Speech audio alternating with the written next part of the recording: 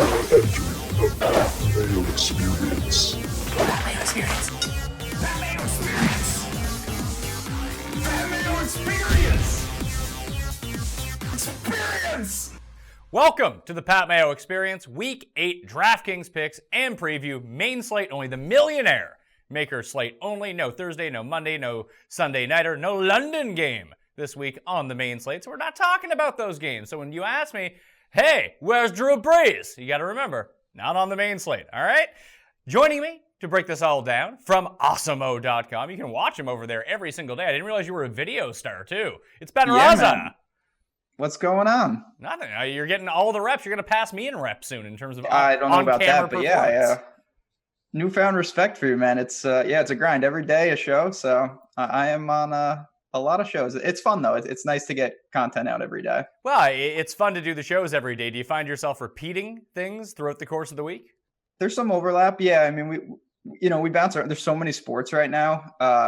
We find different things. But, yeah, there's certainly a lot going on. And I, like many, I thought I was going to win Mega Millions. So had to show up to work today. Unfortunately, not the winner. Well, I mean, you can't just give away billions of dollars. All I can do is give away 20 DK dollars to one lucky person in a giveaway. So smash that like button. Step 1. Step 2, leave your DraftKings handle in the comment section and tell me, take Todd Gurley out of the equation. Which running back are you going to pay up for that is not Todd Gurley this week? I'm curious to see how this distribution breaks down. So, hey, that's what you do to get into the 20 DK dollar draw. I will announce the winner on Monday's live show, 10 a.m. Eastern Time, on the DraftKings YouTube network. I'm also live on Sunday, 10 a.m. Eastern Time with Custin Garian, too, if you want to tune into that and have a few laughs.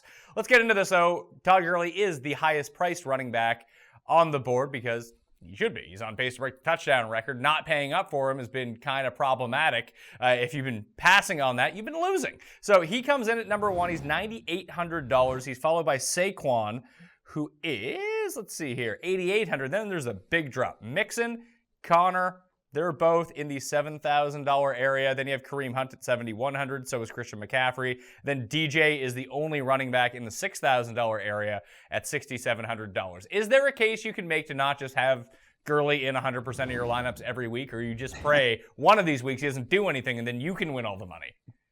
Yeah, I mean, in cash, it's becoming hard to not start with him. The floor is so high. He finds the end zone every week, it seems. And they're always on the 4 o'clock slate, and I just have to watch my winnings dwindle as he gets in the end zone again and again.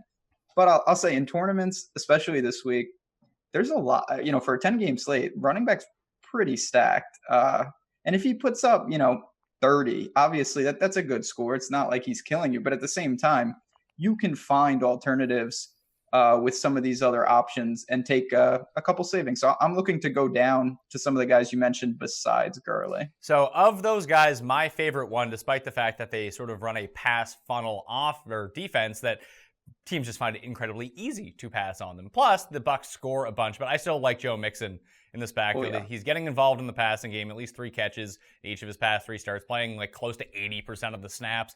And it feels like people watch him on the Sunday nighter, and this always translates into ownership the following week, that didn't perform all that well. So people are like, Joe Mixon sucks. I don't want to use him. I'll use Kareem Hunt for a cheaper price. I just think Mixon is a much better play. I'm with you. That game obviously got away from Cincy last week. The Bucs defense is terrible. Quan Alexander is now gone. Cincy at home, they should control the clock. There's nobody behind him. So he has all the work to himself, basically. And he's sandwiched between Connor and Kareem Hunt, who are both I get it.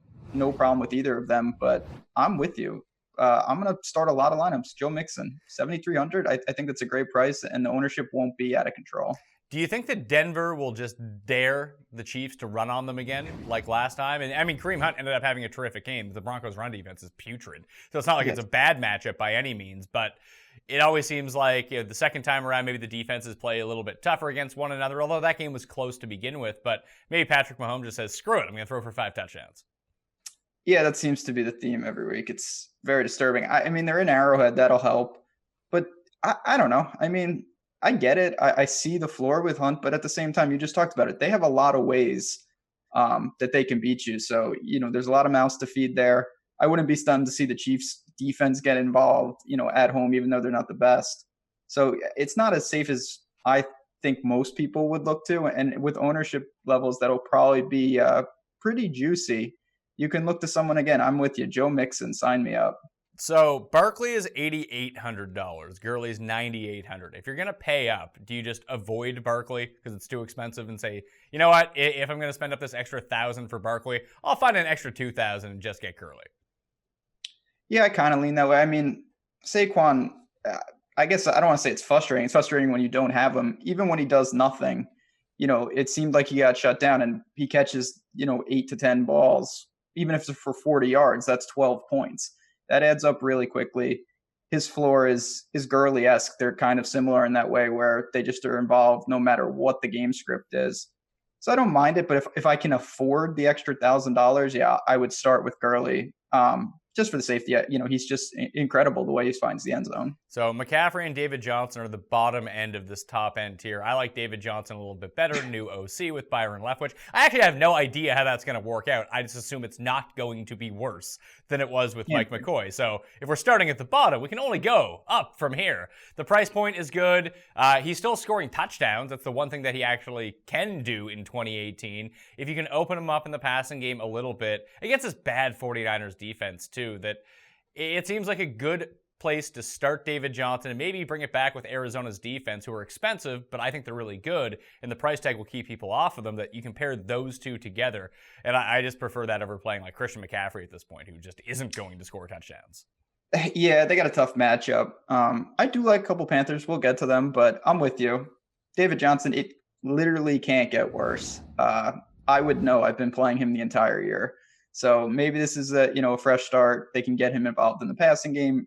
The price is pretty appealing. And with all these options, ownership, again, is not going to be a huge factor. I'm definitely looking to pay up this week at running back. There's just too many guys that I kind of like up here. So if you're going to pay up, do you want anyone in this $5,000 range? Because you got like Cohen, Thompson, Mack, Kerryon Johnson, your pal from last week. Philip Lindsay, no word yet on Royce Freeman, at least as we record this. Matt Breida, not sure of his status. Marshawn Lynch is done. And that's your entire $5,000 range. Do you see yourself going to any of those guys? Maybe if I get into a jam, but there's honestly nobody who really stood out to me. If Royce Freeman's out, maybe you could look to Lindsay, he can get involved in the passing game. But that doesn't seem like the best spot. Honestly, I would rather, he's a fringe below. I don't mind taking more stabs on Jordan Howard. I think a big game could be coming. He's at home against the Jets. I wouldn't be surprised if they tried to control the clock, lean on him a little more. Is Jordan Howard a substantially better play than Nick Chubb, who's right below him? God, Nick Chubb again. I don't know. I feel I didn't skirt out of that, but man, it's just the Browns, that game. I honestly, and I know this burnt a lot of people, me included last week, if they get behind, you would have to think that Duke Johnson would be more involved. I thought that was coming last week. The game script didn't really fall that way, even though they were behind. I don't know. Nick Chubb, that price bump kind of freaks me out a little. I think I would roll with Jordan Howard over him. Well, or you can just roll with some of the guys below him, like Jalen Richard is only $4,200. I guess it depends on how Oakland plays coming off the bye week. Obviously, they traded Amari Cooper. They don't have Marshawn Lynch. I don't think that actually affects them all that much. They just ended up with a first-round pick out of it. So that sounds pretty good. Not bad. But it's going to be such a high-paced game. The Colts they throw so many passes. They stop the clock so much with some incompletions that this game just is going to be prolonged, that you're going to see more passing attempts, more volume from Derek Carr. And if he's going to be passing, Jalen Richard is going to be on the field. It's not going to be Doug Martin. And Doug Martin sucks. So there's that. There is that. That even if he scores a touchdown, it's like, oh, sweet, Doug Martin rushed for -3 yards and a touchdown. Fantastic. Richard, in his range of outcomes, 12 catches is on the table for him, and he's super fast. Eventually, he's going to break one to the house. Yeah, the old muscle hamster. Doug Martin, not the best. Richard, we saw it in week 1 against the Rams, which I ended up chasing in week 2, which was one of the dumber things I've done all year. But yeah, when you're getting targets, 5+ consistently at 4,200, you really don't need to do that much. If he finds the end zone, of course, you're going to get there. But even so, if he doesn't, 6 for 50, 7 for 40, those average out to pretty decent outcomes at this price range. So I don't mind it as a kind of a last man in if you're in a jam and you go aggressive at other positions. Could you use him in cash, do you think? Because I think you could. Depending on how you build, I guess if you need a cheap running back, he's one of the few that are down here. I don't see that much else in terms of cash viable. So yeah, I mean, the work is going to be there in terms of the passing game. The one tricky thing, and I don't think this is a huge probability, is if Oakland does get out ahead and they can control the clock with Doug Martin. Richard in the actual running game is not a huge asset. Yeah, he is essentially non-existent, but it just seems like where the game total for this is pretty high. It's just below 50, and the way that the Colts play, that it just, it fosters passing on the other side of the ball as well, because they pass so much that you're going to run so many plays that you think that Richard might be out there. Even if he gets like 45% of the snap share, he gets passed to so often because Derek Carr only throws it 3 yards down the field. But he is the perfect guy for this. And without Amari Cooper, maybe they're just like, hey, Seth Roberts is still dealing with a bit of a concussion. We'll use Jalen Richard in the backfield in some spots. Maybe we'll throw him out at slot receiver in other places too. Play both of them in the backfield, and you just find him on the field more often than not. I'd be willing to take that chance, unless Bilal Powell is now out for 8 weeks, and I mean, his Jets career is over. Isaiah Crowell is $3,700. Cannon is like $3,300. Do you have a preference between these two? Because $3,700 for Crowell, there's a ton of downside, but he's the one who's going to be rushing it in if they do get in close. Yeah, I mean, Trenton Cannon is a creative player. I don't know who that is. He seems to pick up the work here. Elijah McGuire is not coming back till next week. Just the way I think the game plays out, like I mentioned Jordan Howard before, him and Crowell, you couldn't have a worse correlation. I'm more apt to think that the Bears at home are ahead, and someone like Cannon is picking up kind of like Jalen Richard. He's picking up targets, and I think he's 3,400. That's pretty cheap. Now, I didn't know this person existed until recently, so kind of buyer beware, but I get the logic for looking to him. Well, the Jets are 7-point dogs on the road, although that seems like a big number. Yeah, even though Chicago is better at home, their defense hasn't looked as good. They just gave a bunch of points to Miami. So what really is the difference? We look at the two running backs in this game. Like, you can pay up for Jordan Howard, or you can pay down for Isaiah Crowell for $1,000. I don't see that big of a difference between them. At least Crowell breaks off big runs. He does. I mean, yeah, he's had some monster games here. To me, the difference is just the Bears being at home and their defense, which has been somewhat suspect lately after that hot start. I think this is a pretty good matchup for them in all areas. I wouldn't be surprised if this is a get-right spot and they kind of low-key demolish the Jets here. If Royce Freeman sits, I don't know how much more interest I would have in Phillip Lindsay, but does that make Devonta Booker someone who, almost in the same vein as these Richards and Cannons, that they've become pass-catching backs? Yeah, I mean, someone's going to have to pick up, Phillip Lindsay's can't be out there in like a Mixon type or Zeke type role. As crazy as it sounds, I think I still prefer Cannon over Booker. I get the game script should set up. I don't see many ways where the Broncos are somehow not playing catch up, but Lindsay can catch some balls, and that may mitigate it. I don't know how high the upside is for a guy like Booker. I guess the last few to talk about, Duke as 8-point dogs against the Steelers. That's another game that I think is going to be closer than 8 points. So maybe my project. But if you just go by Vegas lines, and all of a sudden, hey, you're looking a little bit better in terms of Duke Johnson if they get him involved in the passing game. Peyton Barber is dealing with an unknown injury, and we don't know what his status is. If he sits, would you have interest in Ronald Jones? God, he's another guy who's just been, he's a little suspect. These are guys, again, I look to, and they're in the pool, and I see it. But my plan really is to try to pay up where I can. Someone like Richard, maybe he's a last man in. It just seems like, say that, they sit and Ronald Jones becomes the feature back here in a game that I think since he gets out way ahead, how much work is he even going to see? I mean, it's not like he's a zero in the passing game, but I don't know if he sees the type of targets that someone like, Jalen Richard would see in that kind of game script. Let's move to receiver at the top. We got Tyreek Hill. Did you ever think you'd see the day where Tyreek Hill was the most expensive receiver? No, but I also never thought that Adam Thielen would get 100 yards every single week forever. So I'm done giving up I thought Julio would be towards the top forever, and he can't even catch a touchdown these days. So it goes Tyreek Hill, that bleeds itself into Antonio Brown at $8,500. AJ Green, Devonta Adams, Mike Evans, Odell Beckham, Juju, Jarvis Landry. That's your $7,000 and up tier. Do you have a preference between these guys? Because I think if I'm going to like Mixon, that takes away from AJ Green, at least if everything breaks the way that I want it to break, that's how it would go for me. So I think my two favorite plays are Devonta Adams and Juju. Ooh, Juju. I'm with you on Adams. I mean, Green Bay is going to have, we think we all know they have to put up points, and he's great. You know, Rodgers looks to him a ton. He's going to get a bunch of targets, and the Rams defense, you know, it has some impressive moments, but overall, you know, they give up a lot of, because most teams are playing catch up. The Steelers have just been an anomaly all year for me. You like Juju over Antonio Brown? I think based on price, yeah. And I think that more people will go to Antonio Brown, but Juju has been really good. He's had over 100 yards in 4 of 6 games. He only has 2 touchdowns, but he has 6 targets inside the 10-yard line. It seems like he should be scoring more. And if you can get him at a lower ownership at a cheaper price, I think the upsides are about the same, to tell you the truth. I think that Brown gets there more often, but if you're going to factor in price and ownership, then I'd just rather have Juju. No, it's a fair argument. I mean, the Steelers are just tough because, you know, just like when they used to have the killer bees, you know, when Le'Veon was there, Connor's going to get a lot of work. I think that's how they want to attack the Browns defense. It would make sense just looking at the DVOA. So, yeah, I don't mind either of them. Odell's the guy that, to me, is kind of the wild card in all this. Not the greatest matchup, but he's quietly had some big games. You know, obviously against Atlanta, it wasn't on the main slate.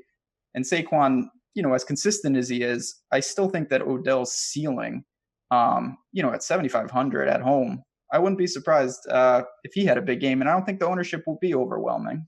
No, people just don't like Odell. We see this a lot in golf where people just don't like that golfer, so I'm never going to use him. Patrick Reed. Yeah, and people feel that way about Odell now. Yeah, I mean, that is a real, like, people don't like to roster guys that are annoying like that. Somehow I end up with a lot of these clowns. So 7,500, you know, it's funny. And again, this is kind of what you have to do. As much as I love those top end running backs, I'm not in love with any of these guys. I totally get the merit for going, you know, they're the best players in the league. I get it. But I don't know how many teams I'll have with a couple of these guys just because of the salary you have to allocate. Well, the contrarian play of all these guys, because he hasn't been good, yet he's been fine, but he hasn't been great by any stretch. Mike Evans is just not seeing his price go down, and it's a good matchup. I can see Mike Evans coming in with like 3% ownership in the Millie. God, I would love that just because, I mean, we just talked about this. I really like Mixon, and that would be a perfect setup if say, the Bengals get out ahead and they're playing catch up. The Bucs so many times so far this year have been on the slate, of course, and they've had a game where I've tried to run it back with Mike Evans. Hasn't really been there in terms of the big games. So you're right. I don't know how, I don't see many ways where he's not the lowest owned guy up here, and that adds to the appeal. But man, he's let me down a lot of spots like this. 7K to 5K receivers. You got all 3 of the Rams guys. Not sure if Cooper Kupp's going to play or not. Are you going to play? Let's say Cooper Kupp sits, and we know that. Do you like Woods or do you like Cooks? The age-old question of life. I like Woods. He's the guy. They get him involved a lot of different ways. He's not as reliant on the deep ball, even though Cooks found the end zone last week and Woods didn't. I still think that he's more likely to have kind of a more consistent game while still having similar upside to someone like Cooks. From the rest of that range, you got like Boyd, Sanders, T.Y., Golden Tate, John Brown, Galladay, if we're into the $5,000 area now, Allen Robinson, Doug Baldwin, Devin Funchess, D-Jax, Tyler Lockett, Sterling Shepard, Taylor Gabriel, Geronimo Allison. I think for me, I like Baldwin. I like Funchess just a little bit. I actually prefer John Brown a little bit more, but you could talk me into Michael Crabtree if that's the way that you wanted to go. So Geronimo Allison, Doug Baldwin, Devin Funchess. Those are kind of my guys from here. With you on a couple of them. I like Doug Baldwin and Funchess as well. I alluded when we were talking about McCaffrey that there's a couple guys on the Panthers that I'm into. Funchess could be one of them. We'll talk when Cam comes up. Guy that I'm somewhat into is Golden Tate. Everyone kind of got burned by him last week because Carry-On was super effective, which was awesome for me. I don't know what would have happened, though, if that didn't get off to a great start. And I'm not sure if he duplicates that. And if he doesn't, I could see Golden Tate getting back to having, his relatively safe games where he gets peppered with targets. They're at home. Seattle's defense has been honestly better than I thought it would be, but it's still not what it was. So at 6K, I don't mind going there. Or even, if T.Y. Hilton's always got some upside, prefer him in the dome, which he's not. But Oakland's defense is not exactly a juggernaut. From the sub $5,000 level, is there anyone that just immediately stands out to you? Because I'm looking at it like I just play Godwin every week, and every week he's pretty good. Yeah, that's because Mike Evans is not very good. Hey, Jermaine, I just staring at Jermaine Kearse's name. I'm playing Jermaine Kearse again. Fuck it. I'm doing it. I mean, and when I mean literally, it actually couldn't be worse than that train wreck. And I doubt many people will stay on the death train with you. God, there's not that much down here when I really look. I mean, like you can play like Cobb is interesting if he's healthy and plays, and if he doesn't play, then Valdez-Scantling is probably a pretty good play against the Rams. You have Crabtree, who I like. I like Kirk. I like Godwin. Kearse, I'll just use. Like, I don't love any of these guys, but I don't hate those guys. Yeah, they're kind of in that, we were mentioning the low end running backs. A couple of these guys I don't mind as a last minute. Kirk, Rosen's a little banged up at this point, but still pretty good matchup. Sammy Watkins, at home, that the Chiefs are going to score. It's just a matter of who. There's so many bodies, but he's not certainly. It's possible that he catches a deep one, and you don't need that much from a guy like that.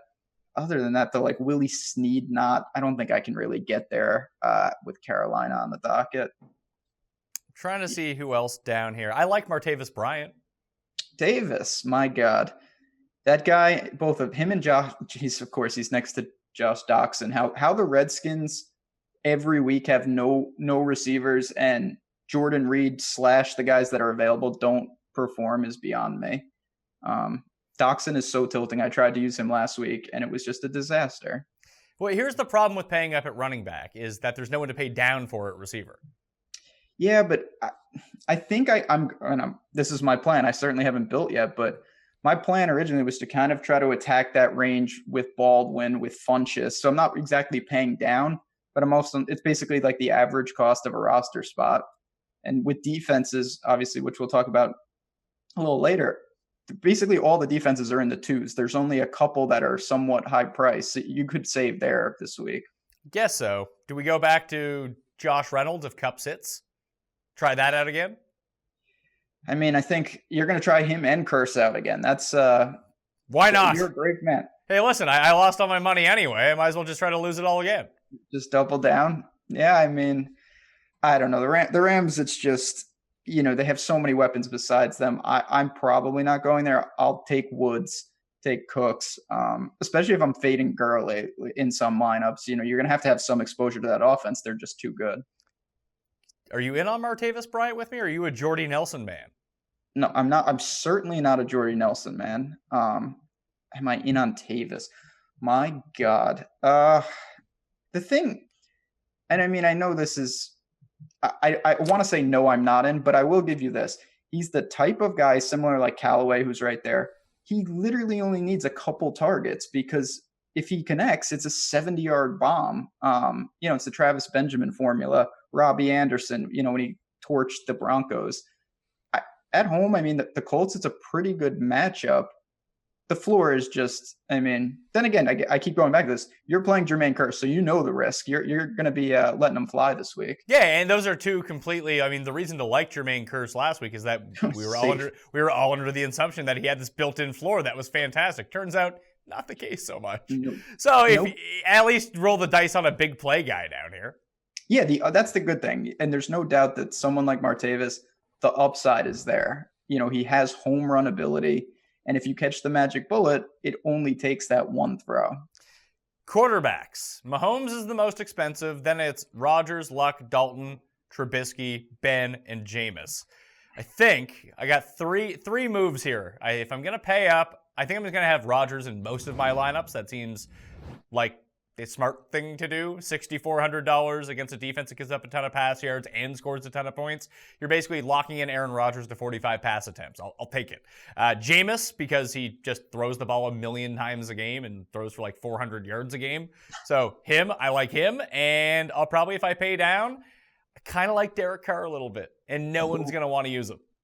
Carr to Martavis. I will be looking for those teams from you. And Seth and Richard. You can do a triple stack. There you go. That is a Millie Maker formula right there. I'm with you with Rodgers. If I pay up 6,400, this has been a theme the whole year. Quarterback pricing is really flat, and that helps these guys up top because you're not sacrificing. When you want to, it used to be like, oh, I'm going to play Josh Allen at 4K, and he costs half the price of the elite guys. That's not the case anymore. So I'm with you on Rodgers. The guy that I really like though, sub 6K, is Cam Newton. I know he gets a brutal matchup, but his rushing upside, even in tough matchups, he puts it all on himself anyway. He generates all the offense. I think at 5,800, he's actually pretty safe, even against a Ravens defense that is very good.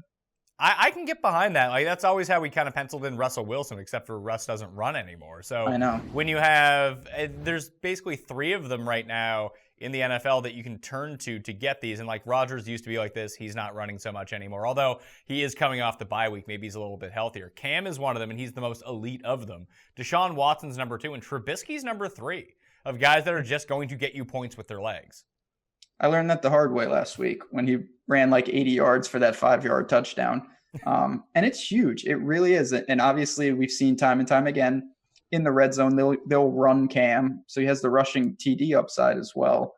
For Carolina, not that they have to put up a ton of points in this game, but if I figure that any offense they see, it's going to be because of him, whether he's throwing or passing. Let's move to tight ends. Kelsey is super pricey. Is there any way that you can fit him into lineups?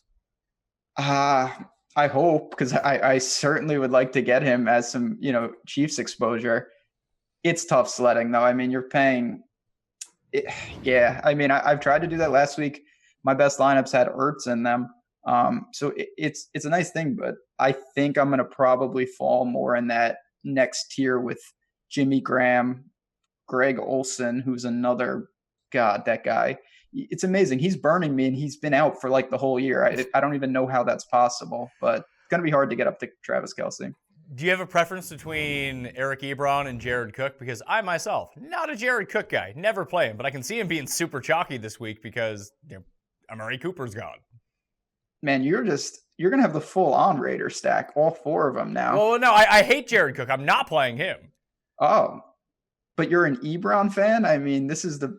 between the two, the move that I'm making here is I'm just using CJ Uzomah at every spot. $3,500, that's where I can save. Okay. I see that if you want to pay down. Ebron and Cook, those are 2 guys that I have played so much over the years. Ebron's been awesome this year, as crazy as that sounds. I think I would roll with him, but I'm going to still, and I know it kind of feels Jason-esque. We both mentioned we really like Rodgers. I'm going back to Jimmy Graham. Basically double-digit targets last 2 games. Without a touchdown, he's getting there. But is he going to see that sort of volume again if Cobb and Allison are both back? I think that he does. I mean, we've seen time and time again against the Rams specifically, a lot of teams try to funnel either to running backs who can catch or for the tight ends, just because, the corners are, Peters hasn't been as good as I thought he would be, and they generate a ton of pressure up the middle. I think it sets up well for Jimmy Graham. I'll reference, it was a long time ago, but Jared Cook, his monster game in week 1 was against the Rams. I think a lot of teams will try to work that part of the field of them. And sub 5K for Jimmy Graham, I'm going to go to that. Per DVOA, one of the reasons I liked Ebron, Oakland is the worst against tight ends of any team in football. But you got Oakland down there. Tampa's really bad. They're ranked 30th. Carolina is actually ranked 29th. It's just you don't know which Ravens tight end to ever play. An interesting one here is Detroit is 28th against the tight end. And Nick Vannett is not necessarily going to be back, but Ed Dickson is back in this offense. That it's a game that I want to get exposure to. It's just there are so many different pieces that I don't know how. I like Doug Baldwin, and that's about all I know. Could you theoretically insert Ed Dixon into your lineup, or maybe your main man on the Jets, Chris Herndon the fourth. Yeah, Chris Herndon, nice catch last week, right through his hands for a pick. He's been getting a little work. Man, Ed Dixon's kind of interesting right now. He's got a big O next to his name, so no one's going to be looking at that. If you want to completely punt the position, I wouldn't hate that. If you were really in a jam, maybe be aggressive and pair him up with Russ and Baldwin or something like that. That's interesting, actually. I really didn't look at that, to be honest. He's not a guy. They've been so hurt at the position. I didn't even realize that he's coming back. So, but I think it all depends on if Vanette sits or not. Yeah, absolutely. But if he's got a clear line to the work, for 2,500, I mean, you could get a situation where he returns a decent value and it opens it up to attack some of the, the juicier positions. Who else sucks against tight ends? Kansas City sucks against tight ends. Arizona sucks against tight ends. Pittsburgh, do you just middle and take Njoku again? Because it feels like no one's going to use him this week after everyone used him last week, and he played well last week.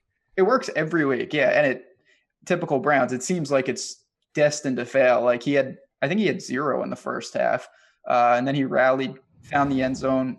They clearly looked to him, and I do think they're going to be behind this week. So yeah, you could do that. I think in cash. I really do like Jimmy Graham this week, but I don't think I'd go there in cash.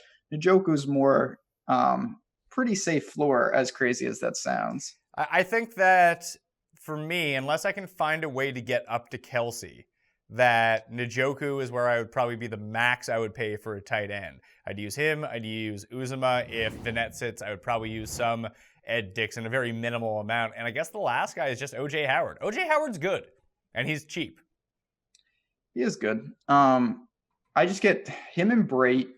I know they don't like it. It works. O.J. Howard gets it done. I just never envisioned him carving out a role like this, to be honest.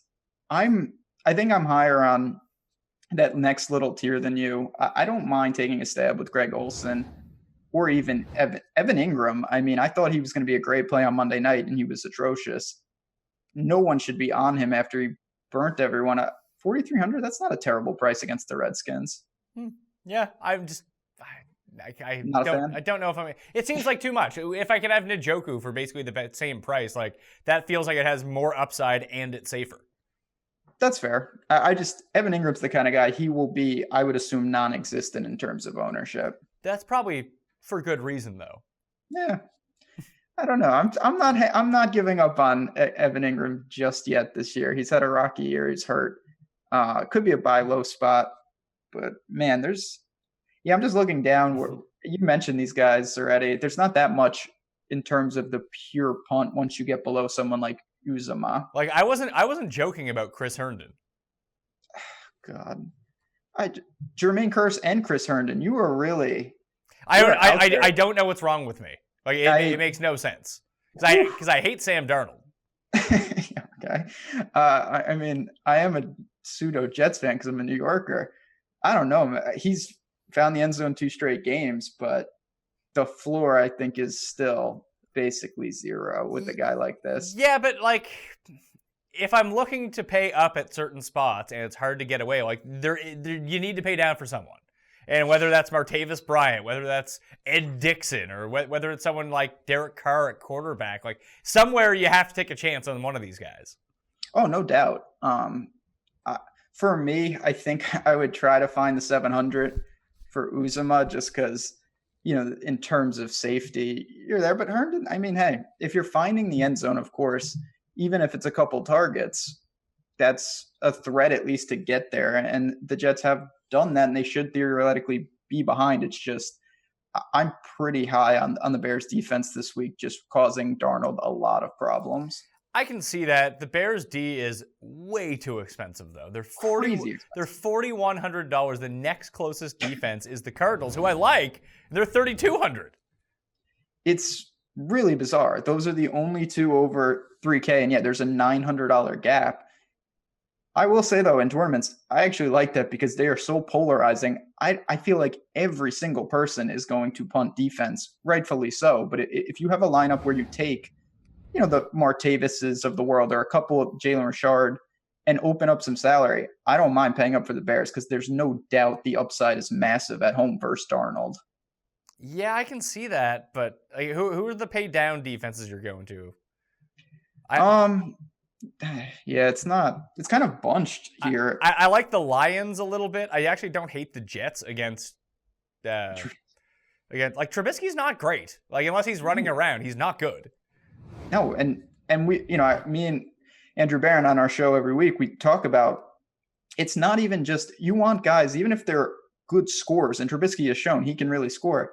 The great thing about him is he makes 2 to 3 throws every week that are just insanely dumb. Turnovers, kind of like Deshaun Watson. Those guys, you can play them and the defense, obviously not in the same line, but their range of outcomes is so big that they can both be kind of beneficial. I don't know. I'm kind of into the Chiefs defense. That may be a little odd. And now I like the Chiefs just because they do exactly what you want a fantasy defense to do. They play on a team where their offense is constantly up. Teams can only pass on them. And it just takes one bad throw and it's a pick six. Yeah, and just they're a threat to return a punt for a touchdown. Let's be real. They do have that. No doubt about that. Yeah, I mean, obviously Keenum's been bad. They are at home in Arrowhead, which I think is a real boost to a team like that. So plenty of opportunity, and that's what you're talking about. At these prices, you just want to put yourself in a position to get lucky where they can generate a huge turnover and maybe put up, of course, a touchdown. That's what you're looking for. Well, I think that my two favorite plays at defense, I was half joking about the Jets, but the other two that I really like that I'll be using in cash if I play cash or just building around because they're cheap. The Steelers are one at $2,300. They get to the passer. No one gives up more sacks than the Cleveland Browns do. They have the worst adjusted sack rate in all of football. And a lot of that is between Tyrod and between Bakers. They try to extend so many plays. They just get sacked. And that goes a long way. And this is Baker first start in Pittsburgh. We'll see what happens with him. And the other one is the Lions. The Lions have a deceptively good defensive line that gets to the quarterback. And Russell Wilson takes a ton of sacks. He's going to score points. And they run the ball a lot, which sucks. But if you can kind of project this out, that let's say Detroit gets up 10-0, 13-0, 14-3, 14-7, something like that, and keeps Seattle in a passing script, then he's getting dropped like 6-7 times. No doubt. And you just talked about it. Those guys, they hold, because they can kind of move, they hold the ball for so long. And you see it time and time again. They fumble a lot. They make some mistakes. And teams that can get pressure cause a lot of problems. I'll throw one more because I'm with you on both. Redskins, I think we know that Eli, he's a statue back there. I expect him to get hit here and there. And the Redskins defense, they do generate some pressure. Wouldn't be stunned to see them make a couple big plays. I'm with you on that. Could you, even though we talked about how much we like the Packers, could you use the Rams defense? I get it from the pressure. The Packers can't block. No, they can. The thing is, and I'm a huge Aaron Rodgers fan. The thing that's tough with him is he doesn't make that many mistakes. He can fumble, but yeah, he fumbles a lot. He fumbles, yeah, because he holds the ball forever, and he's always trying to make plays. But through the air, obviously, he rarely throws picks, and they're going to be trailing. I guess you can use it. The one thing, I don't think this is a huge deal, but a lot of people got paid off or are going to look and see big performance last week from the Rams defense against the Niners. If the ownership, and we'll have to check it out, if it looks like they're going to be popular, I think I'd rather swerve to kind of the Redskins, the Chiefs, or take the savings with the Lions, Steelers, like you mentioned. I mean, the Ravens are no joke either, because Cam's another one who gets sacked a bunch and is prone to very, very stupid ideas on the field sometimes. You're not wrong. I'm prone to stupid lineups, and I'm playing a lot of Cam. I really like him this week. Maybe that should be your hedge against it, though. And the two things are not independent of one another, or dependent on one another. Like, Cam can have a good game, and so can the Ravens defense. Absolutely. That is a huge thing. Obviously, in the same lineup, you don't want to do that, but you can play. I do that all the time against Mahomes because in my deranged mind that I think that he should be turning the ball over a lot more than he does. You can do that, and it can help, and it actually could work on both things because, a pick six, that actually can help your off. Then they're playing catch up. It's only minus a point. It's nothing that they can't overcome. So I'm not against that. There's a lot of defenses in that same range, but the Ravens D in a vacuum is probably the best of the bunch. Top 10 in adjusted sack rate for defensive lines. The best defensive lines at generating pressure so far this season. We're going to play like Stump the Schwab style here. Okay. All right. So who are the 10? You don't have it pulled up in front of you, do you? I wish I did. That would make this easier. All right. So let's see if you can name. You get 3 strikes before you're out, and you get top 10. So is this accounting who they're playing, or is this just teams that generate pressure? Just in adjusted sack rate this year. Okay. I'll say the Lions. The Lions are number 1. Okay. I think you mentioned something about their sack rate a couple minutes ago. I like the way you think. The Cardinals? The Cardinals are they are number 7, so you're 2 for 2. I'm going. What am I trying to get in the top 10? In the top 10. See if you can do the entire top 10. The rules. Okay. Oh, then I'll start rattling some teams off. I'll go the Bears. The Bears are number 6. Okay. I'll go. This could be wrong. I'll go the Bengals. The Bengals are not. There's strike 1. The Bengals are. Oh, maybe the Bengals are. Let's see where you at. Cincinnati. Cincinnati's 19th. Boo. And they're banged up. Tisk, Ben. I'll go with the. God, I can't go with this. I'll go with the Seahawks. That can't be right. No, the Seahawks are 14th. That's 2 strikes for you. The pressure, the heat is coming on. Now, I have to name teams within this slate, right? No, you can name any team in football. Oh. I probably should think who's not on the slate and who's generating. All right, what about the Texans? The Texans are number 8. There's only one other team who's not on this slate, though, who's inside the top 10. I'm glad you said that. Actually, there's 2. There's 2. Okay. And I'll give you a free one. One of them's Buffalo. Don't sleep on my Bills. Josh Allen's got these boys fighting hard on defense. I'll go with the Broncos. The Broncos number 3 in pass rush. We're starting to get some momentum here. Did I say the Ravens? Nope, the Ravens are number 2. Okay. How many do I have left? You got 1, 2, 3, 4 left. And I lied. There's actually two teams not on the slate that are. Did you say Houston already? I can't remember. I said Houston. Okay, yeah. So there's one that's not on this slate. And you gave me the Bills. And I gave you the Bills. One of them is super shocking. Super shocking? Yeah. The Falcons. No. So that's a 3rd strike. The Steelers are number 4. The Packers are number 5. Would have never said them. And the Vikings are number 10.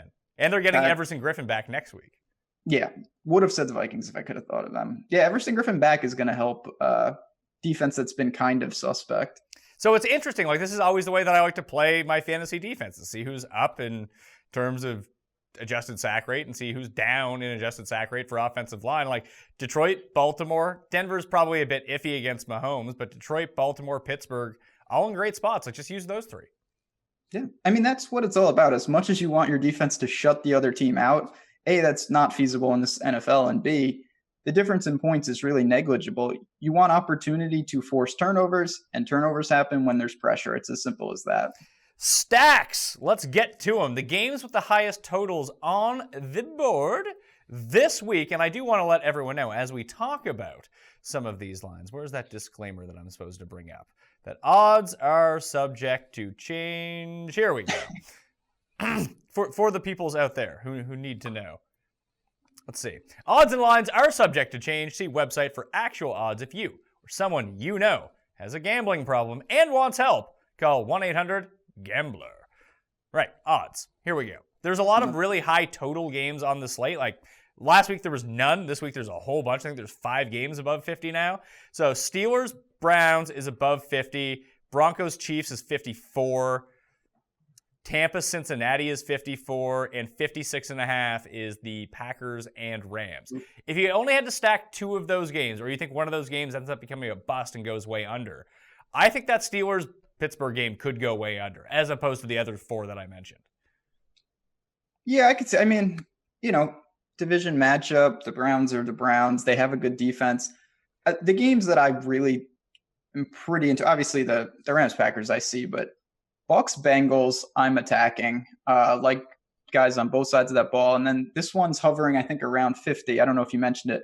But Colts Raiders. Yeah, that is the one that I wanted to get to because there's two really sneaky ones this week. So at 49.5, there's Lions Seahawks and then Colts and Raiders. I think that those two games basically go unstacked. Yeah, and I agree with that. I'm high on those Colts Raiders, especially for me. It's going to be fast paced. Two teams that are somewhat sloppy. I think that one could become a track meet, and most people are going to be looking to these other ones with a total that's north of 55. Is Packers stack your favorite stack? Just in general, like one team stack, or is it trying to figure out how to unlock the Rams? No, yeah, I don't see myself. I mean, in terms of a stack with the Packers, it's tough because it's like I don't know. Like I think you just even if you just wanted to do Rodgers and Adams, I think that's probably enough. Oh, it's fine. I mean, yeah, I'm sure I'll have some Rodgers. Again, I like Jimmy Graham certainly more than you.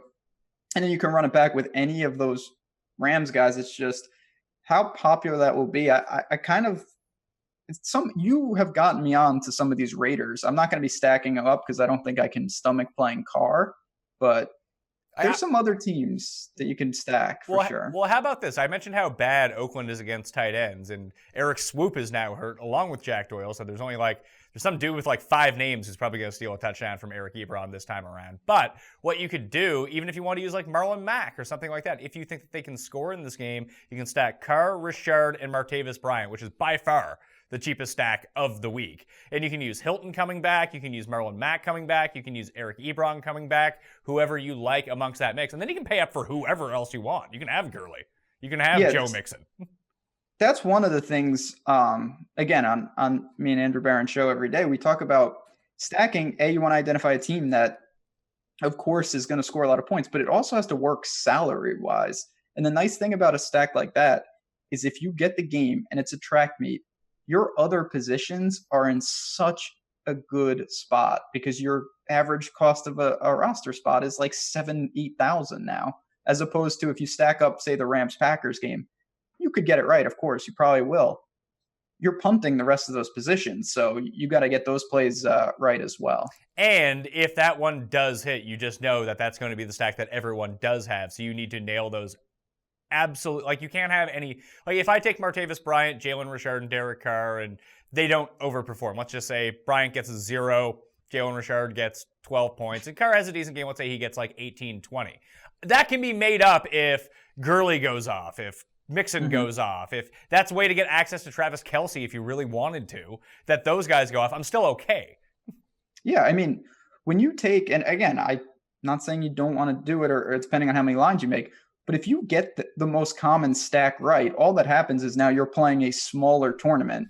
You still need, and we talk about this in golf all the time, if you're taking those type of things, you need to differentiate somewhere.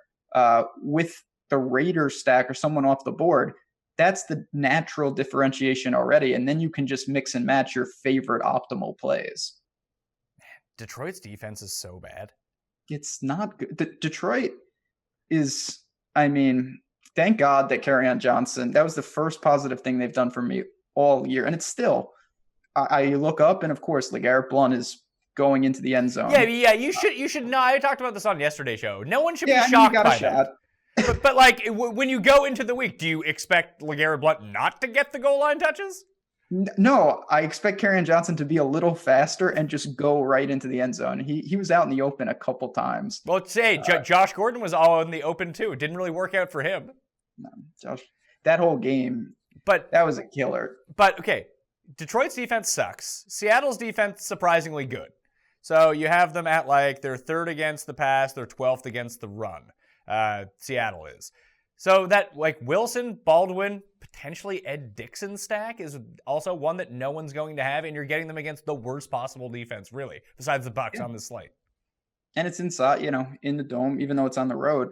The one thing that's, and I've played a lot of Russell Wilson this year, it hasn't killed me, but the upside has been capped because he's not running. I don't know exactly why he's not carrying the ball as much. I hope he starts to, because that's such a huge, huge asset. Oh, I completely agree. And I talk about this Raiders stack. You can just stack the Colts too. Yeah, I mean, Luck last week was like a ridiculous anomaly where he had like 200 yards and it felt like 8 touchdowns. But when they get into a shootout, he throws the ball 60 times a game. Certainly can rack up the points. Oh, and I know I just mentioned Seattle's defense has been really good, especially against the pass, number 3, but they're more banged up. I know they're coming off the bye week, but the defense might not be as good.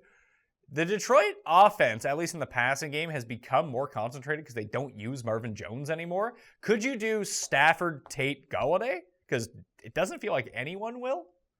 Yeah, nobody. I mean, especially with Kerryon Johnson last week being a thing. I'm on Tate. I like him. I could have some Stafford. He's another one, sub 6K. Not going to be popular. And I mean, he's still a very good quarterback at home against, yes, the Seahawks.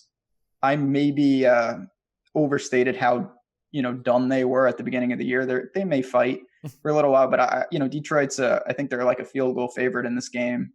I expect them to get it done at home. Yeah, they're favored by 3 points. Yeah. All right, Ben Rasa. Check him out on Twitter at JazzRazDFS and at awesomemode.com. Tell everyone the schedule of your videos that come on every day. Every day.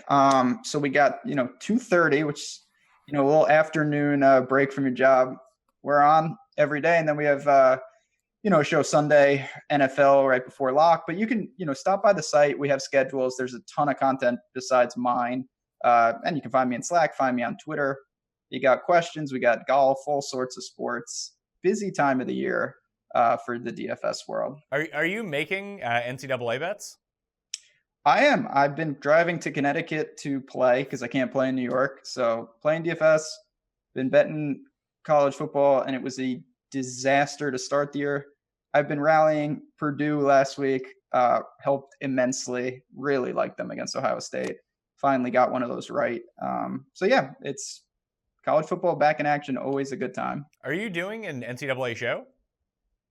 So my Friday show, we talk some NCAA football on it. Talk about the plays, and then Saturday morning, do some updates within the Slack chat. Cool. I'm going to have to tune into that because I know nothing about it. And it's fun. I got a friend to fill out an NHL lineup for me the other day. He was bragging. I was out for drinks on Saturday night, and he was just like, hey, there's these late slate of games. He was all tilted because the Leafs lost, and I was laughing at him. And he claimed to be a hockey expert. He used to work for the Lightning, so I'm like, yeah, you must know what you're doing about hockey. I was like, you think you know? Fill out the team. Dead last. Ooh. Dead fucking last. Are you a big Leafs guy up there? I'm not. I just despise hockey, and I especially hate the Leafs. Hockey, best sport to go to live. That may be a hot take. I actually kind of agree with you. I like going to hockey games. It's quick. Yeah, it's not soccer, so that helps. Okay. No, I love going to Ranger games. My favorite sport to go to in New York. So that's one I haven't got into. But yeah, NCAA football, stop on by. It's such a fun DFS sport. All right. Well, good luck in college football. Good luck in the NFL. And good luck with golf this week, dude. Yeah, Wednesday lock. Don't forget, people. It's these Asian swing tournaments, they confuse me. Or if you just wait, you can just go to Sanderson Farms. I'm gonna have bets up for Sanderson Farms. I think it's the most fun betting event all year long, and no one's gonna bet on it. The Cody Gribble Open. Yeah, it's gonna be. I might tell you because it is gonna be. Obviously, Bill Haas is going to win, but if in the rare chance he doesn't, it's wide open. All right. Ben Rasa, thanks for being on. I'm Pat Mayo. You can follow me at the PME on Twitter, Facebook, and Instagram. My DK cheat sheet for NFL will be up Thursday on DKPlaybook.com and will be added to the description. Once that is released, you can check out all the shows on the DraftKings YouTube channel or the Pat Mayo Experience podcast feed. Please like, rate, review. Just do all that stuff. It takes like 10 seconds or less. And it really does go a long way, honest to God. I'm Pat Mayo. Thank you for watching. Good luck in Week 8. Someone win $1 million, all right? I'll see you next time. Pat Mayo Experience! Experience!